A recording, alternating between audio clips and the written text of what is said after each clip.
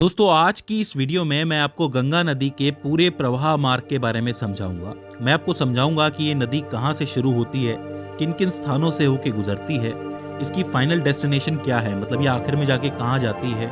इसके अलावा इसकी सहायक नदियाँ कौन कौन सी होती हैं, ये सारी की सारी चीज़ें आज हम लोग समझेंगे। तो आप कह सकते हो कि पूरा गंगा नदी का तंत्र आपको एक नक्शे से समझ में आ जाएगा। अब आपका पहला काम तो ये है कि जो चीज़ मैं आपको नक्शे से समझाऊंगा पहले तो आपको वो बनानी है। इसके अलावा साथ के साथ जो मैं फैक्ट्स आपको बताता हूँ उसको आपको लिखते जाना है, क्योंकि उससे डायरेक्टली प्रश्न बनते हैं। तो ज़्यादा देर ना करते हुए हम शुरू करते हैं। देखिए सबसे पहले तो कुछ चीज़ें जान लीजिए गंगा नदी के बारे में। भारत की भूमि पर बहने वाली सबसे लंबी नदी गंगा नदी ही है, जिसकी लंबाई तकरीबन 2525 किलोमीटर है, यानी कि बहुत लंबा ये बहती है, बहुत लंबा इसका मार्ग होता है। ठीक है, ये नदी दो देशों से होकर गुजरती है, एक तो भारत है, दूसरा बांग्लादेश है। भारत में इसे गंगा नदी के नाम से जाना जाता है, वहीं बांग्लादेश में इसे पद्मा नदी के नाम से जाना जाता है। ठीक है, अच्छा, भारत के ऐसे 5 राज्य हैं जिसमें से गंगा नदी होकर गुजरती है।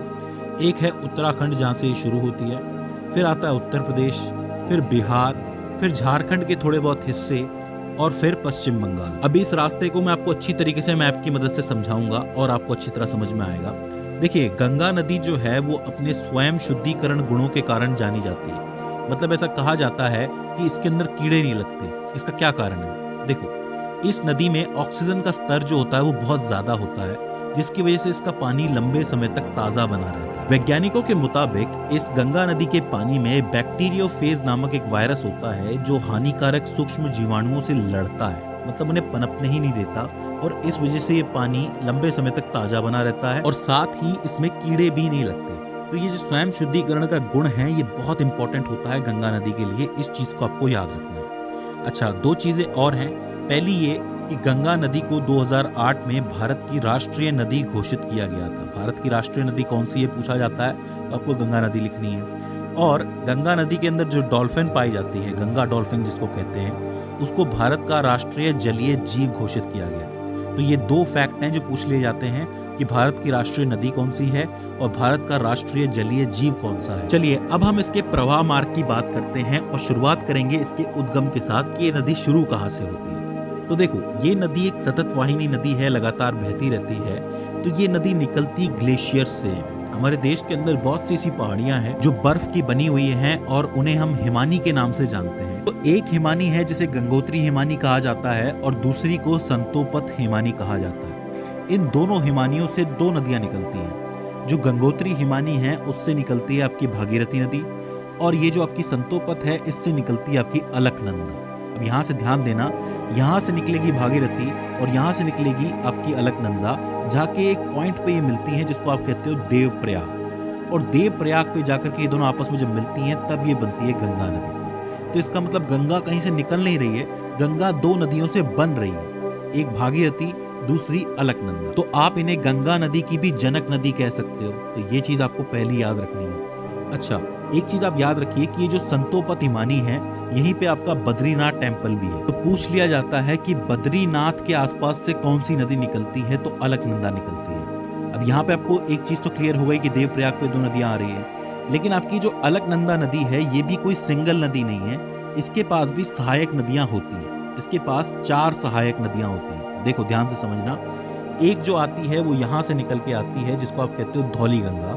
और धौली गंगा यहाँ कहीं आके मिलती है जिसको आप विष्णु प्रयाग के नाम से जानते हो। विष्णु प्रयाग का नाम आपने सुना होगा कई बार, ये एक पॉइंट है बद्रीनाथ टेम्पल के पास में। इसके बाद आप थोड़ा नीचे आओगे तो एक नदी और आती है जिसको नंदाकिनी के नाम से जाना जाता है, नंदाकिनी, जो यहाँ आकर के मिलती है नंद प्रयाग के ऊपर। ठीक है, और फिर नीचे एक नदी और आती है जिसको पिंडार नदी के नाम से जाना जाता है, जो यहाँ कहीं आकर के मिलती है, और इस जगह को आप लोग कहते हो कर्ण प्रयाग। तो 3 प्रयाग हो जाते हैं, विष्णु प्रयाग, नंद प्रयाग, कर्ण प्रयाग। ठीक है, यही बीच में जहाँ पे कहीं पे केदारनाथ टेम्पल है, यहाँ पे भी एक हिमानी है जहाँ से एक नदी बह के आती है जिसको आप कहते हो मंदाकिनी नदी, और वो यहाँ कहीं आके मिलती है। इस जगह को आप कहते हो रुद्र प्रयाग। तो 4 प्रयाग हो गए, एक हो जाता है आपका विष्णु प्रयाग, दूसरा नंद प्रयाग, तीसरा कर्ण प्रयाग और चौथा रुद्र प्रयाग, और आखिर में आके 5वां आता है आपका देव प्रयाग।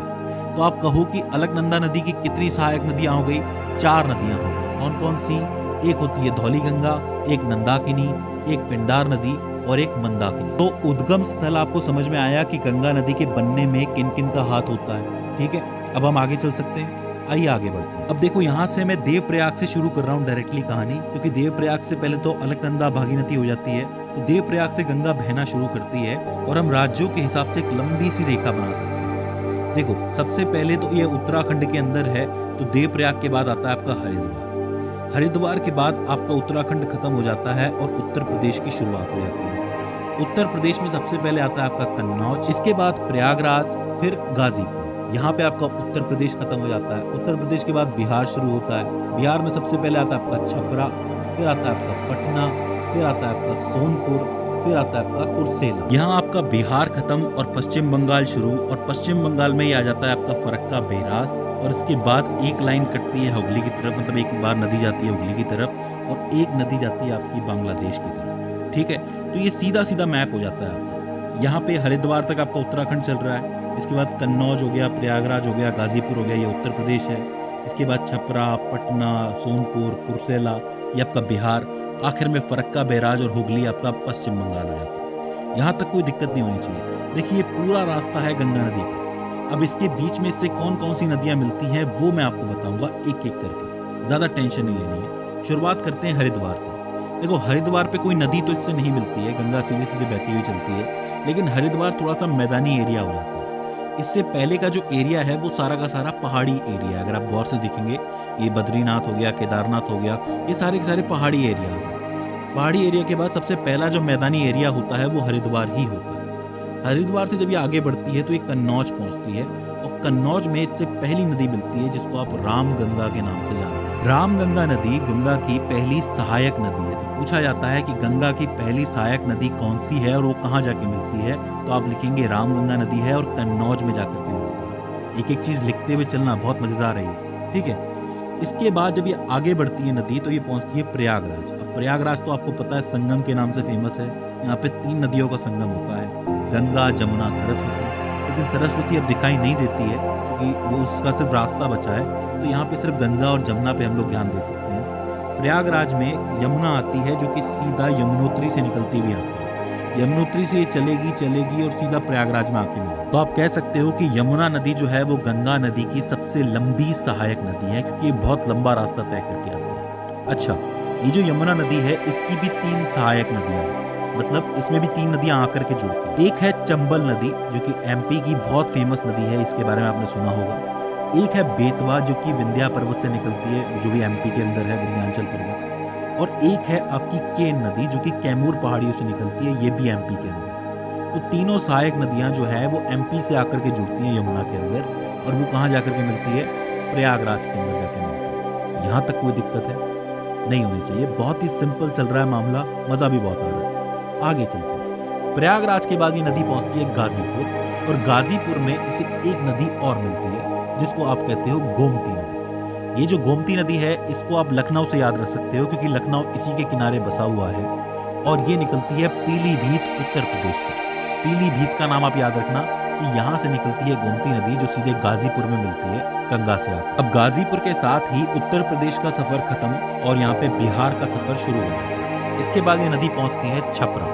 अब छपरा पे इससे एक नदी मिलती है जो कि सीधे आती है आपकी नेपाल से। अब यहाँ इस चीज को ध्यान से समझना, नेपाल में 2 नदियां हैं, एक है आपकी काली नदी और एक है कर्णाली नदी। ये दोनों आकर के सेम मिलती है एक जगह पे। जब ये भारत पहुंचती हैं तो काली का नाम पड़ जाता है शारदा और कर्णाली का नाम पड़ जाता है घाघरा। फिर से समझ लो, 2 नदियां हैं जो नेपाल से निकल रही हैं, एक है काली, एक है कर्णाली। दोनों आके एक पॉइंट में मिलती हैं और भारत आते ही काली को शारदा के नाम से जाना जाता है और कर्णाली को घाघरा के नाम से जाना जाता है। ये दोनों जब मिल जाती हैं नदियाँ तब इसको ओवरऑल घाघरा के नाम से जाना जाता है। ये घाघरा नदी आते आते सीधा छपरा पहुंचती है और छपरा में मिलती है गंगा नदी से। यहाँ तक कोई दिक्कत है नहीं होनी चाहिए, बहुत ही सिंपल है। इसके बाद ये नदी पहुंचती है, मतलब गंगा नदी पहुंचती है पटना में। अब पटना में एक नदी आ रही है इस तरफ से, थोड़ा दक्षिणी भाग से आ रही है, जिसको आप सोन नदी कहते हो, जो सीधे कहाँ से निकलती है, अमरकंटक की पहाड़ियों से निकलती है, जो कि मध्य प्रदेश और छत्तीसगढ़ की सीमा पर स्थित है। वहाँ से ये नदी चलती है सोन नदी और पटना में आके गंगा से मिल जाती है। अब देखो, सारी नदी अब तक ऊपर से आ रही थी, इस तरफ से आ रही थी, ये एक स्पेशल नदी है जो यहीं से निकल रही है और यहीं पे आकर के मिल रही है। तो इसको को आपको ध्यान में रखना है, ये बहुत इंपॉर्टेंट बनता है, ठीक है। पटना के बाद ये नदी आगे बढ़ती है गंगा और पहुंचती है सोनपुर। लेकिन सोनपुर में एक नदी और आती है जो सीधे नेपाल से चलती हुई आ रही है, जिसको आप कहते हो गंडक नदी। अब इसे गंडकी नदी भी कहा जाता है। मैं आपको बता दूं कि ये नेपाल की प्रमुख नदियों में से एक है जो आकर के मिलती है आपके सोनपुर के अंदर। सोनपुर से ये चलती है कुर्सेला की तरफ, और कुर्सेला में एक और नदी आती है जो कि नेपाल से निकल रही होती है, जिसको आप कहते हो कोसी नदी। अब कोसी का नाम तो आपने बहुत बार सुना होगा, ये बात मैं जानता हूँ। कोसी नदी कहाँ आके मिलती है? कुर्सेला पे निकलती है।